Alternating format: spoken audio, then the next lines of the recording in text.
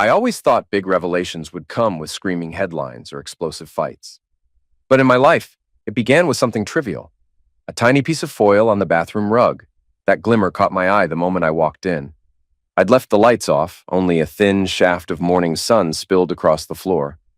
I remember pausing, worried I might step on something sharp. Vanessa, my wife, hadn't said anything about dropping anything, but it wouldn't be the first time a small object ended up in the wrong place. When I knelt down, I realized the spark came from a round foil circle, about the size of my pinky's tip. It looked familiar, the kind of backing left behind when you push out a pill. One side was blank, but the other read 2. That detail made me pause. Today was Wednesday, which meant that foil should have covered Tuesday's pill. I wasn't on any prescriptions. At 35, I was healthy and took nothing beyond the occasional aspirin. Vanessa, as far as I knew, wasn't on any medication either. We'd both had recent checkups and had been told, "You're in great shape." So why would a little foil circle labeled 2 be on our bathroom floor? I tried to dismiss it as a stray piece of packaging. Maybe we'd dropped something without realizing. Yet a small knot of worry tightened in my gut. The only daily pills we used to have in the house were Vanessa's birth control pills. That was a few years back, before I had a vasectomy. The procedure came up once we decided not to have more children.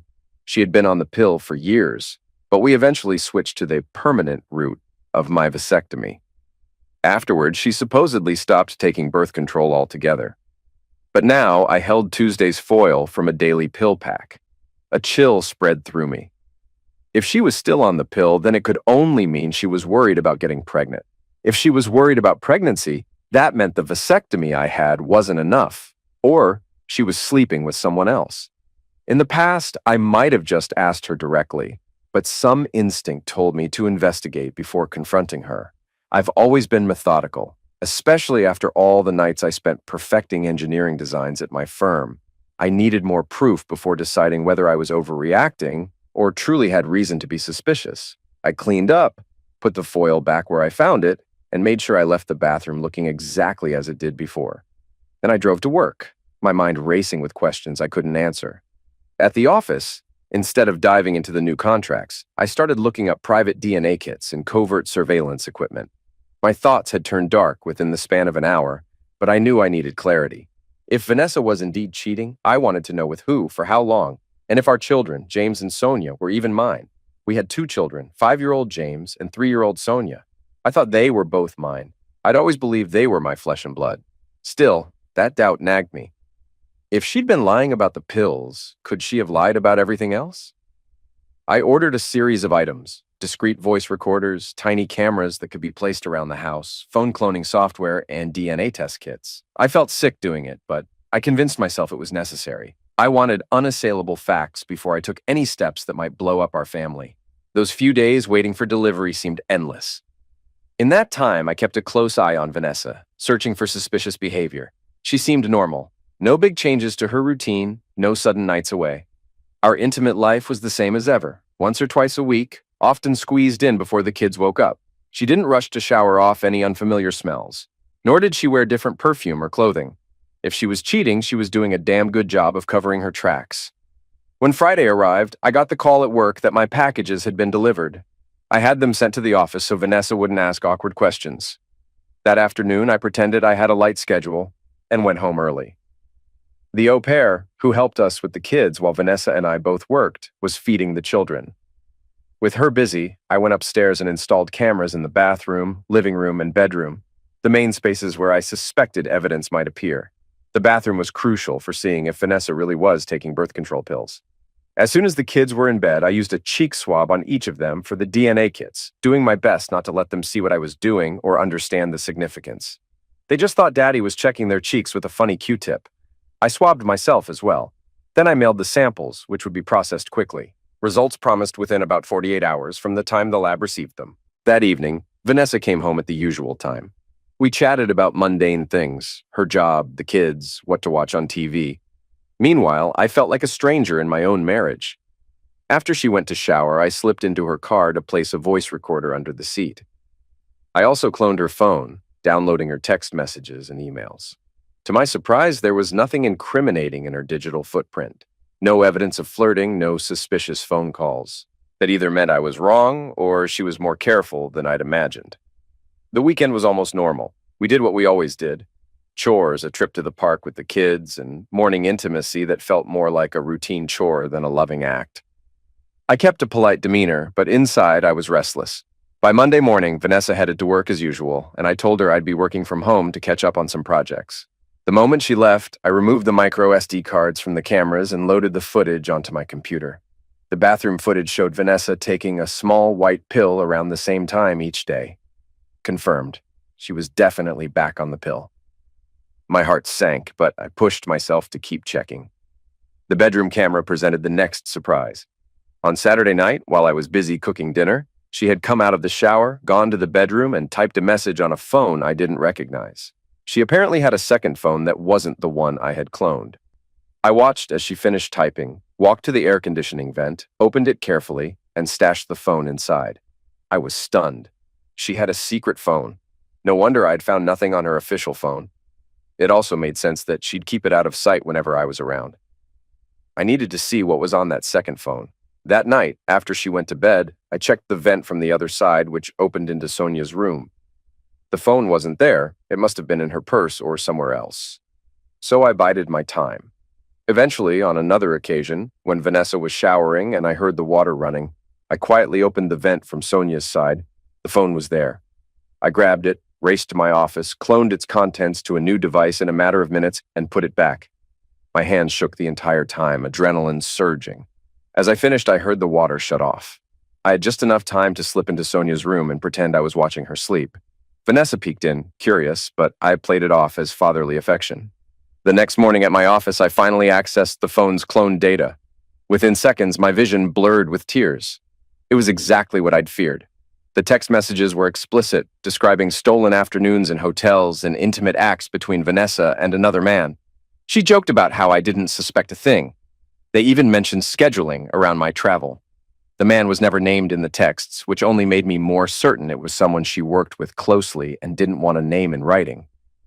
I sat there crying, ignoring the ping of my secretary, Michelle, on the intercom. She eventually knocked and opened my door, finding me hunched over my desk, tears streaming. Michelle was a sharp, no-nonsense woman a few years older than me.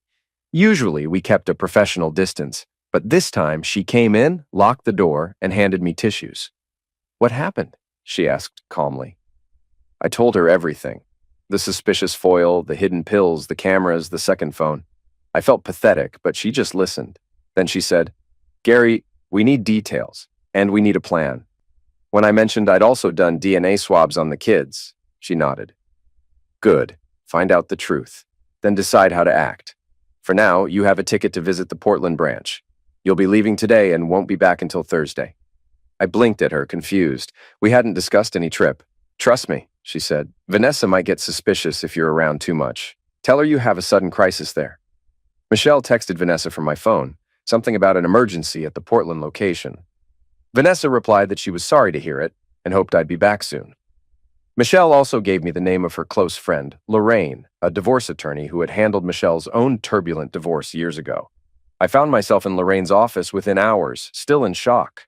Lorraine listened, asked pointed questions, and explained my legal options. Do nothing, file for an amicable divorce, or go nuclear with an adultery filing that would blow up Vanessa's world and cut off her claims to my assets. I considered each carefully. Do nothing? Impossible. I was furious. File amicably? Why should I give up half of everything I'd built, especially if the kids weren't mine? My final choice was obvious. "I want the nuclear option," I said, hearing my own voice tremble with anger. Lorraine nodded. "All right, we'll gather more evidence first. For that, I need the phone you cloned so we can build a solid case." I gave it to her without hesitation. Michelle then took me to a modest hotel, telling me to shower, order room service, and not to go near the minibar. "I need you alert," she insisted. "You have to plan your next steps." But I couldn't think clearly. My life as I knew it had just shattered. The only small sliver of hope was the possibility that the kids were still mine, or that I was jumping to the wrong conclusions. Yet deep down, I knew the odds were slim. The next morning, I got a text from the DNA company that my results would be ready by the afternoon. I couldn't bring myself to look. Michelle, sensing my hesitation, took my phone, loaded the test results page, and frowned. They're not up yet, she said gently, returning the phone. We'll check again in a few hours. Meanwhile, I had to secure my financial future. Michelle reminded me that there were over 100 employees depending on my leadership in our engineering firm. If Vanessa took me to the cleaners, the business might collapse, and all those families would suffer. That stiffened my spine. I forced myself to think like the engineer I am, strategizing each step. We visited my longtime business attorney, Brian Spencer. He reminded me that we had a prenuptial agreement in place. Every partner in our firm was required to sign one before marriage to protect the company from potential marital disputes. That prenup shielded the company from spousal claims, meaning Vanessa could only target my personal salary and assets, like the house and 401k. Here's my advice, Brian said. Buy out your partner, Robert, who's been hinting he wants to sell. Put as much of your liquid assets as possible into the company, even if it means taking a loan. That keeps your money behind a firewall she can't breach. It sounded daunting, but it beat letting her walk away with half. I called Robert. Initially, he just asked, "Why?" And I told him the truth in one flat sentence. Vanessa's been cheating, possibly since day one. He said he was sorry and agreed to sell most of his shares, keeping only 5% for himself as a consulting engineer. We drew up the papers. At lunch, Michelle and I checked the DNA results again. This time, they were posted. She read them first, a sorrowful expression on her face. "I'm sorry, Gary." My hands shook as I took the phone. Both kids were fathered by the same man, but that man wasn't me. My little boy and girl, the ones whose first steps and first words I'd cherished, were not mine at all. I felt rage hotter than anything I'd ever experienced. Michelle's voice cut through my haze. "Stay focused or you'll lose everything." She guided me out of the diner and back to Lorraine's office. When we arrived, Lorraine had her own update. "We have a preliminary private investigator report. Vanessa had a man over at your house last night. We couldn't see inside, but we have footage of him entering. He used his own key." My stomach churned. Later, reviewing the living room camera, I saw him walk in, welcomed by our son. No, by her son, shouting, "Daddy Bill!" My tears came in unstoppable waves. That told me everything I needed to know about the father's identity. Bill Wainwright, Vanessa's longtime boss. I realized this might have been going on for the entire duration of our marriage, or close to it. Lorraine took the footage and cross-checked Bill's name. He was a high-level executive at Vanessa's firm, subject to a strict non-fraternization policy. "We can go after her company for that," Lorraine said, "and after him for alienation of affection, plus your wife for any false birth certificate claims." She listed a litany of possible legal strategies, all of them aggressive and devastating. She was thoroughly committed to the nuclear route I'd chosen. I returned to the hotel, numb. Michelle showed up at my door that evening saying, "You shouldn't be alone. Pack up, you're coming to my place." I was too exhausted to argue. Michelle had a single-story house, bigger than I'd expected, and she gave me a private room. There was no physical closeness or romantic vibe. It was more like I was a shattered man, and she was stepping in as a friend, one who didn't trust me to keep it together by myself. The next big step involved finalizing the buyout from Robert. We had to funnel my money into the company, effectively making me appear almost penniless once everything was said and done. I moved all personal funds, cashed out my 401k, taking the penalty, and prepared to refinance the house. Ultimately, I would appear to have a fraction of my real worth. It was legal, thanks to the prenuptial agreement and the timing of these transactions before the divorce. Brian drew up all the papers, Robert signed. I became the majority shareholder. Now, everything was in the company's name, safe from Vanessa's reach. Monday morning, Lorraine filed for divorce on grounds of adultery, fraud, and emotional distress. At the same time, she filed a lawsuit against Bill's employer for failing to enforce its own policies. She also had process servers standing by to deliver everything in person. One set to Bill at his office, one set to the company's HR department, and one set to Vanessa's desk. I watched the clock. At exactly 10 a.m., my phone pinged with an email. The divorce papers had been served. The other suits were served minutes later. Within 10 minutes, my phone lit up. I expected it to be Vanessa, but it was my mother. "Gary," she said. "Hi, Mom." "What is this?" Her voice was sharp. "I got your letter. Your father did too. Are you really doing this?" "Did you read it?" I asked. "I read it and I don't believe it," she said. "This is Vanessa, your wife, the mother of your children. How can you just—" "They're not my children," I interrupted. There was a brief pause. Then she said, "They're yours in every way that matters." "No, they're not," I said. You raised them. You've been their father since the day they were born. Are you saying that doesn't count for anything? I'm saying it was built on a lie. Her breath came hard through the phone. So what? You're just walking away? Like they meant nothing to you? You're punishing them for something Vanessa did. You don't think they're going to suffer because of this? Because you suddenly decided you don't want to be their father anymore? What the hell are you saying? I shouted. I don't want to lose my grandchildren over this. I won't, she said. Then don't, I said. That's your choice. I have to go. Gary, I ended the call. Immediately, my phone rang again. It was Vanessa. Gary, we need to talk, she said. Her voice shook. I'm coming home. I said nothing and hung up. Then I realized that home was still my house, where we'd lived together, but I guess she still saw it as hers too. Michelle gave me a quick hug and stepped out, leaving me to face Vanessa alone. I waited in my office at home, reading email after email from relatives who had gotten the disclosure packet. My father was outraged, my sister furious. Vanessa arrived about 20 minutes later, stormed into the office, and shut the door. She'd never looked so disheveled. Gary, she started. I'm not interested, I cut her off. But, not interested, I repeated. Don't you even want? No, I said. I don't want to hear anything from you. You've lied to me for 9 years. Neither of the kids are mine. Yet you convinced me to get a vasectomy while you were still on the pill, just so you could continue your affair with Daddy Bill. Her eyes widened in shock. So, no, Vanessa, I continued. I don't care what you have to say. My lawyer's contact information is in the packet you received when you were served. If you have anything important to discuss, you can talk to her. What about the children? She asked. What children? I responded. I don't have any children, and if it were up to you, I'd never have any. I would ask why you did this to me, but I really don't want to hear another lie. I have no interest in your excuses or justifications. I just want this whole mess to be over so I can pick up the pieces of my life and move on. I called the au pair into the room. I knew she could hear me since my office door was open and she was just in the next room. You're fired, I said, effective immediately. Pack your things and get out. What? She asked. Why? Because you were covering for her, I said, pointing at Vanessa. You knew she was sleeping with her boss. I don't know if you knew the kids were his instead of mine, but you definitely knew what was happening.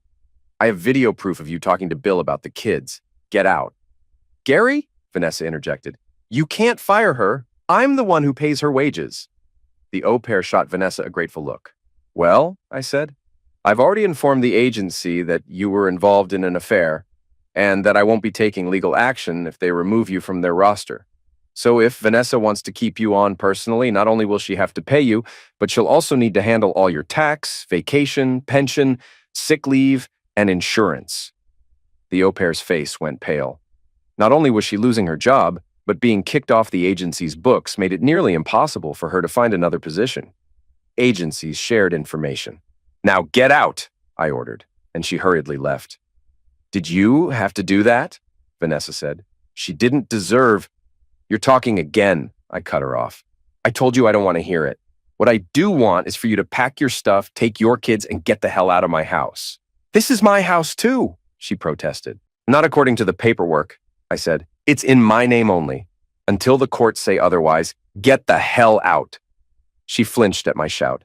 James walked in. Mommy, he said. Sonia fell down.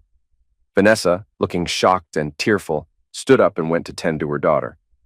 I shut my office door and stayed inside while she gathered her things. A few minutes later, she returned with Sonia in her arms. Are you going to say goodbye to... Don't even say it, I cut her off. She's not my daughter and he's not my son. Take them to Daddy Bill and let him take care of his own kids. They have nothing to do with me. Gary, Get out! As soon as she was gone, I completely broke down. A moment later, Michelle slipped into the house, having waited nearby in case I lost it. She held me as I wept, her presence oddly calming. We heard the car drive off. My phone buzzed continuously, but I ignored it. For the first time in a week, I had a desperate urge to just vanish from my own life. Michelle, ever firm, reminded me we still had steps to finalize, setting the wheels in motion with the HR lawsuit, locking down the company finances, and so on. A few hours later, I got an email that Vanessa had taken out a restraining order against me, claiming emotional harm. The order barred me from my own house until a court hearing. It was a malicious move, no doubt orchestrated by her lawyer to show the judge she was in danger, but Lorraine was already on it, pointing out that I was the one who'd installed the cameras, gathered evidence, and discovered the fraud. The judge soon overturned it. Vanessa moved in with her parents. Meanwhile, Bill lost his job when the company realized he'd flagrantly violated their non-fraternization policy with a subordinate and fathered 2 kids with her. Lawsuits flew in all directions. In the end, Bill's employer settled with me for a substantial sum. Bill personally had to settle for alienation of affection in our state, paying me a chunk of money that would help me repay the pension fund loan. I was numb to most of it. My real heartbreak was losing James and Sonia, who I still loved but refused to see because I couldn't handle the pain. Maybe that made me a coward, but every time I thought about those kids, I saw Bill's face. They would likely forget me soon enough anyway. Vanessa used them as emotional leverage, begging me to remain in their lives, but I wasn't ready. Weeks turned into a month. I sold the house, took a loss, and moved on. I had no appetite for living in the place that had become a stage for betrayal. I stayed in Michelle's spare room temporarily. We were polite to each other, but there was a new tension in the air. She was always professional at the office, but outside work, she seemed to be constantly checking on me. The day the divorce was finalized, I was at my desk. I received the official envelope, opened it, and found the final decree. I was free of Vanessa, legally severed from the marriage. I felt a mix of relief and sorrow. My phone rang. I picked it up. Michelle said, "Bill Wainwright is dead. His wife found him with Vanessa again and shot him." I stared at the phone, shocked. I realized with a grim sense of irony that Bill would never get to raise the 2 children he had fathered behind my back. I wasn't sure if that was justice or more tragedy, but I won't lie. I felt no pity. Couldn't have happened to a nicer guy, I muttered under my breath. I half expected Michelle to reprimand me, but she just nodded. She walked into my office a minute later with an envelope in hand. "This arrived for you too. Looks like the final settlement from Bill's share." I saw the check, an amount that would help me fully cover my loan. I'd become truly free of any lingering debt. I exhaled, leaning back in my chair, unsure how to feel. My marriage was over, my illusions about fatherhood destroyed, the man who fathered those kids dead, and I was now financially secure in a twisted turn of fate. Michelle closed my office door, stepped forward, and kissed me, firmly, passionately, without hesitation. When she drew back, I realized my heart was pounding for a new reason altogether. She smiled at my stunned reaction. "For 9 years, I've taken care of you," she said softly. "You're the most decent man I've ever known, and you never once crossed a line with me, even when you were at your lowest. I've waited for you a long time, Gary. If you'll let me, I want to show you not every woman lies, and not every relationship ends in heartbreak." I replayed all our interactions over the years. The quiet professionalism, her protectiveness, her unwavering willingness to fight for me once the truth came out. Perhaps I'd been blind, too busy with my marriage to see someone who genuinely cared. I also remembered Dr. Harrington telling me vasectomy reversals had a high success rate, and I felt a pang of hope. Fatherhood wasn't off the table for me forever. I smiled at Michelle, still trembling from her kiss. I asked a simple question, and it came out with a raw edge that almost made me laugh. "How many kids do you think we should have?" She grinned widely. "At least 2, she said, her eyes warm. "But let's just see where this goes." In that moment, I realized my life had been flipped upside down, yet somehow a new chapter was opening. My future was uncertain, but for the first time in months, I didn't feel trapped. I'd gotten my closure, legal, emotional, and personal. A part of me would always ache for the children I once believed to be mine, yet I also understood that I had the chance to rebuild. Maybe I'd do it with someone who'd proven herself loyal and steady right by my side the whole time. I nodded, and Michelle kissed me again. That's where my old life ended and a new one began, no longer weighed down by illusions and deceit. Maybe the heartbreak was the price of freedom, and maybe that was a fair trade after all.